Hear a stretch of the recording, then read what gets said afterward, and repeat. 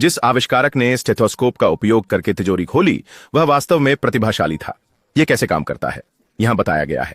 चलिए एक साधारण संयोजन लॉक लेते हैं जिसका संयोजन 151677 है। इसे खोलने के लिए इन 4 चरणों का पालन करें। पहले डायल को बाईं ओर कम से कम 3 पूरे चक्कर घुमाएं और 10 पर रुकें।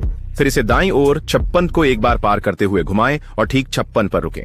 अगला फिर से बाएं घुमाएं और 77 पर संरेखित करें।